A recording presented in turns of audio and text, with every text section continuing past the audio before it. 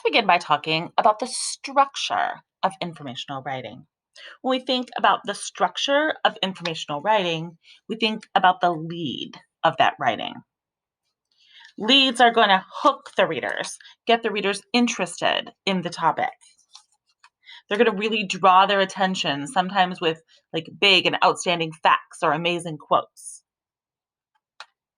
They'll really share a lot about why.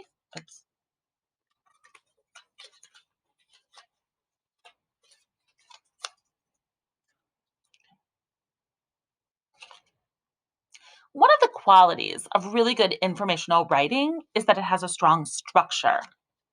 Structure can be broken down into parts, including lead, transitions, ending, and organization. Let's start with the lead. When a writer first learns to make a lead, they learn to hook a reader, to capture their attention by drawing them in. Sometimes they might use an interesting fact or a powerful quote, a question. They'll really get the readers to understand why this topic is one of importance. And at the most sophisticated end, they'll begin to preview what the paper is going to be about, the parts of the paper. As the writer continues in their work, organization will become extremely important. We think about organization of informational writing.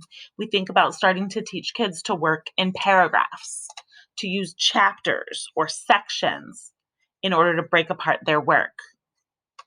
We'll want to teach them to use headings and subheadings to help the reader to understand their intent. And at the highest level, we'll start to look at making sure that their chapters vary in structure by the part. So you might see some chronological or time order work. You might see some compare and contrast work. Another part of structure is the transitions that informational writers use. In some ways, they're very similar to the transitions of narrative work, but now you'll start to layer in. Kids will want to really think about why they're using that particular transition. So one common transition that you use in informational writing is, for example, using this in order to clarify. Sometimes you'll use transitions such as also or in addition if you want to give more information. You can use in comparison or however or in contrast when you want to show the relationship between ideas. And the final part of structure that we want to take a look at is the ending. And as you think about ending, you want to think about, has the writer left the reader feeling about the topic? Did they convey a particular feeling? Did they call to action or demand that they do something? Or did they draw some conclusions? As we think about this work, we're thinking about the work of structure in informational text. Now, when kids can't do this work, when kids have a hard time with this work, what are some of the things that we might be able to teach them to do? For younger writers, you might teach them to choose a topic by thinking about what they see or what they know or what they can do, rather than something that they have to go out in the world and research. When we think about teaching younger readers to write an introduction, we often begin by just telling them to name the topic. In this book, I will teach you about, right? Will be a good start.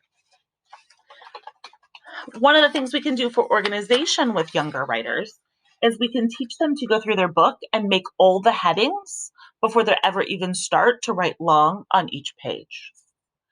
And as they think about the headings, they can think about what they would include on that page.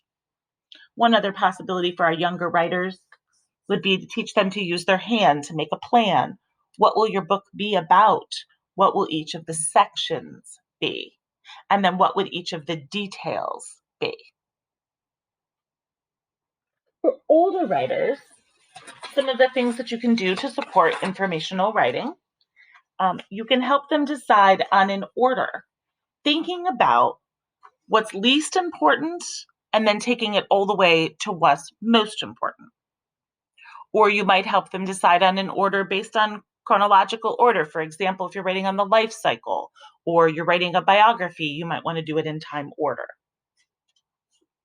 It can be helpful to teach kids to narrow down their topic rather than writing about dogs, to slice in and write about bulldogs.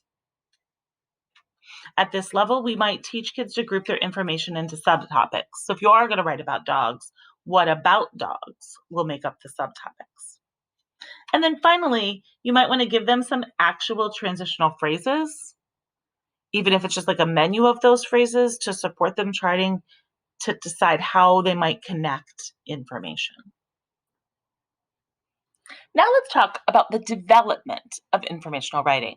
So when we're talking about development, we're talking about two things. We're talking about elaboration, and we are also talking about craft. And you'll notice that I kind of just put a ×2 there, meaning they're weighted doubly, right?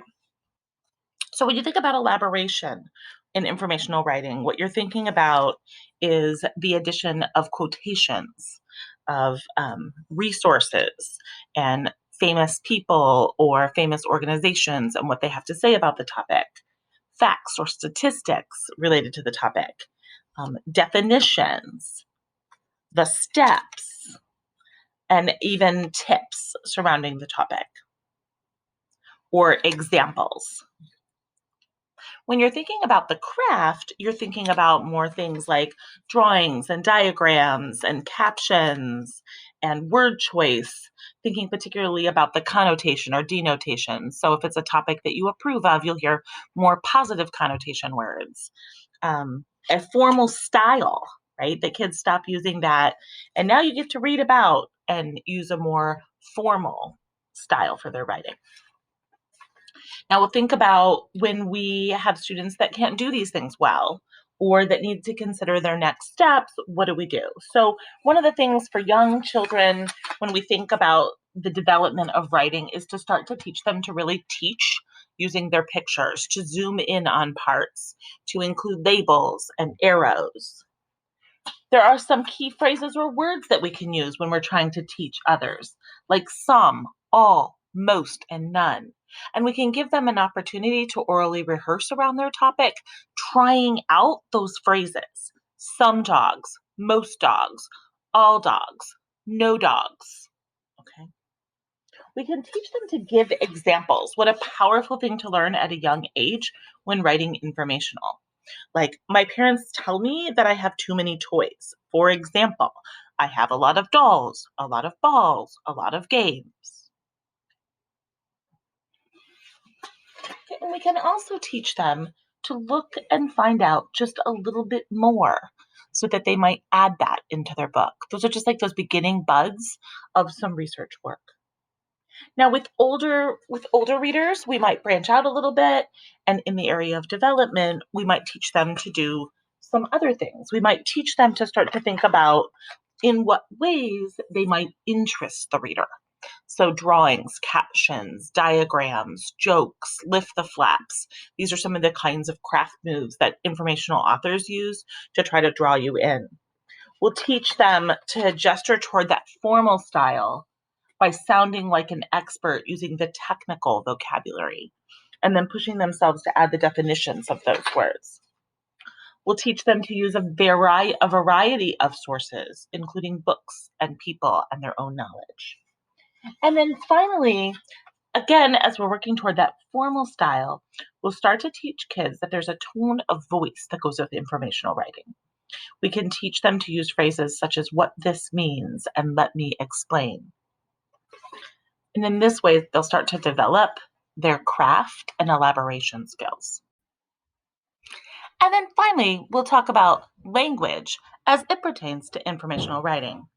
Now, unlike the other qualities of writing, language does not change whether it's informational or argument or narrative writing. What I thought we would do is explore just a few more strategies for supporting kids with this language work. So as a reminder, language is going to include spelling, punctuation, grammar, That's like sentence complexity. And then I didn't mention this during narrative writing, but I think we would be amiss not to mention that this is where handwriting would fall, or legibility, right? So, under spelling and punctuation, grammar, and handwriting, you'll be looking at things like high frequency words, words that kids see in their reading and use in their writing often. You'll be looking at spelling patterns, and certainly as they get older and more sophisticated, you'll be looking for more sophisticated patterns. Looking at punctuation, especially quotation marks, commas in a series, those are the kinds of things that you would use in informational writing that you might not have been using when you were writing narrative. Likewise, we'll look at capitalization, oftentimes a little more broadly than the beginning of sentences, because in informational writing, you're often mentioning places like the Humane Society, right? And those are words that'll need to be capitalized. We will again be looking at handwriting or legibility. We'll be starting to think about complex, complete sentences. And then once they've mastered that, starting to think about how to help kids write more complex sentences. So, if kids are not doing this work, let's take a look at some of the strategies. You can certainly use all of the strategies that we discussed when we talked about narrative writing, but now you might consider additional strategies, right? Like listen for words in the middle of words can be a really effective strategy to help spellers. Think about a word that you know and using that to build other words can be a good strategy. Simply using quotation marks around the words that people say, or ending your sentences always with punctuation. So, for our younger learners, these strategies can be added to the repertoire of things that you can do to support their language skills.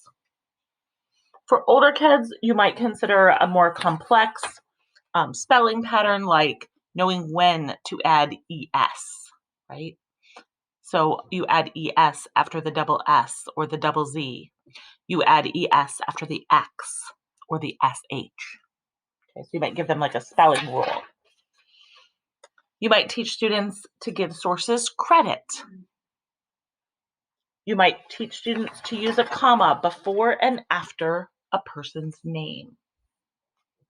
Okay, and then finally, you might teach them when to use an apostrophe, like in thinking about possessives versus plurals. So again, when we think about informational writing, we think about language, it's not that these are the only things that you can teach kids, but these things can layer into and add on top of the things that you already learned about in narrative writing. Let's think through now how the Jennifer Saravallo book, Writing Strategies, can be a helpful tool when thinking about the qualities of good writing and informational writing. So, if we think about first just the qualities, right? Let's think about structure of good writing, development, and language being those three big categories that we think about when we think about student writing. For structure, there's a really easy parallel in your Jennifer Saravallo book. Goal number 5 is in fact structure, right? So the pale pink section has multiple strategies for working on structure inside of informational writing. And I'm constantly looking on the side here to see, would this be a good one for informational writing that I could use with kids? Okay, so that one's easy. And then you look at development, and there are two that are really obvious. The first is goal number 6, which is elaboration. And the second is goal number 7, which is word choice, which will be like a part of craft, right? Those make a lot of sense. I think they're easy to place. Language, again, goal number 8 and goal number 9, which are conventions and letter formation and grammar and punctuation. Those are like clearly parallel. But then you got into this other set of goals, composing pictures and engagement and volume. And they start to be a little messier, kind of where they fit, right? Typically, I would put all of these into development. So, composing pictures, engagement, volume, and independence, focus and meaning, and generating ideas. But I think you could make an argument that some of these are actually more related to writing process or more related to structure.